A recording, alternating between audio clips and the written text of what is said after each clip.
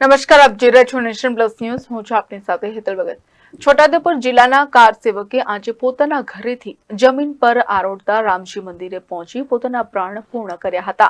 છોટાઉદેપુર જિલ્લાના કાર સેવકે શહીદ થયેલા કાર સેવકોને શ્રદ્ધાંજલિ આપવા માટે પોતાના ઘરેથી જમીન પર આરોળતા રામજી મંદિરે પહોંચ્યા હતા. અયોધ્યામાં શ્રી રામજી મંદિરની પ્રાણ પ્રતિષ્ઠા થશે તે દિવસે પોતાના ઘરેથી જમીન પર આરોળતા મંદિર પર પહોંચશે તેવી અગાઉ લીધેલ પ્રાણ આજે પૂર્ણ થયા છે. ત્યારે કાર સેવકે ખુશી વ્યક્ત કરી પોતાના પ્રાણ પૂર્ણ કર્યા હતા. જ્યારે કાર સેવા થઈ હતી ત્યારે અમે કાર સેવક ગયા હતા, ત્યારે અમારા કાર સેવકો શહીદ થયા હતા.